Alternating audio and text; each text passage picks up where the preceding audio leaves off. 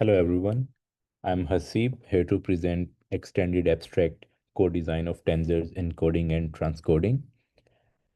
This is about a new floating point encoding scheme which enables agile transcoding. So let's start right away with a motivating example. Consider a distributed training setup where there is a central server which hosts data, the training data, and it coordinates training among several remote workers which have the compute, and they calculate gradients on the data received from the central server. The central server sends training data batches to the workers. Workers do computation on it and they send the results back. Let's say they send the gradients back to the central server. Central server aggregates the received gradients and updates its model, and it sends the model weights to workers so that their model can be synchronized as well. Now, if we have a heterogeneous clients environment where some of the workers have high bandwidth and some have low bandwidth, or some have high compute and some have low compute, then the low resources workers, they can slow down the training batch processing for the whole system. If the central server is waiting for the all of the clients to send back the result of um, one training step so that it can go ahead with the second training step, in that synchronized scenario, the stragglers or the low resource clients, they can slow down the entire training. Our solution to that is an adaptive floating point encoding scheme, XFP. This encoding point floating schemes where an encoding bit stream can be interpreted as an FP4 or FP8 or various FP precisions based on how much of the bit stream is consumed. Without adding any redundancy, XFP achieves the above.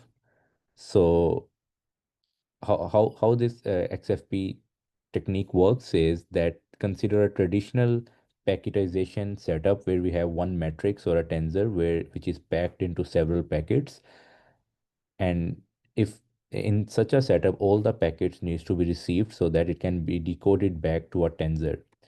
But in our setups, this is a logical diagram. We make the packets in such a way that if any prefix of the packets is consumed, it can still be decoded back into the complete tensor, although the precision of the tensor would be equivalent to how much of the prefix, how big of the prefix is consumed. So instead of packing chunks or rows of data into packets, we pack data in such a way that even the first packet has the entire matrix. So this is a logical diagram. We'll see the details of it later. But in this case, even receiving packet A will lead to receiving the entire matrix, but with very low precision. As B and C are received, the precision increases. So how does it help? For that, let's look at this scenario where we have two clients, one with very high resources and one with low resources. The low resources one is connected by dotted lines, and the server sends FP32 data to both of them. In that case, the slower client will slow the training down, so the training time will be high, but the accuracy will be also very good, and there will be low memory pressure because the server only needs to have one version of the data, FP32 version.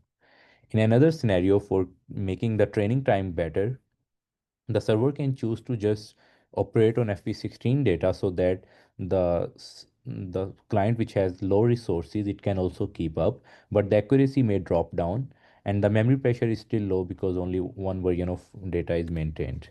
And in another scenario where server decides to not trade on accuracy that much, it has two versions of data, FP32 and FP16. It serves 32 to the high resources clients and 16 to the low resources clients. Now the training time will be low because the straggler client is doing less work. It is receiving low precision data, so it's not holding up the entire system. And the accuracy will be better than the version where both are using FP16, so accuracy is medium, and the memory pressure will be high though because the server now has to have multiple versions of data based on which client can consume what. In our setup XFP, the same encoding scheme is served to both of the clients, and the clients consume whatever they want, and it leads to FP32 or FP16 based on the size they consume. Now the training time will be low, and the accuracy will be better than having just FP16 served to both clients, and the memory pressure will also be low. So that's how XFP helps in this distributed training setup. Now let's look into a slight detail of how XFP works. So this is the FP32 and FP16's IEEE standard, where FP32 has one sign bit, 8 exponent bits, and 23 mantissa bits, while 16 has one sign bit and 5 exponent bits and 10 mantissa bits. In XFP, we create two streams of data to be sent. The first stream has from all the FP32 elements, it gets one sign bit, 8 exponent bits, and 10 mantissa bits, and creates the first stream. And then rest of the 13 mantissa bits of all the elements are packed into the second stream. Now, whoever receives the first stream, they can decode it back to FP16, because whatever is required for FP16, all that information is there. And if it receives the second stream, it can be decoded back to FP32.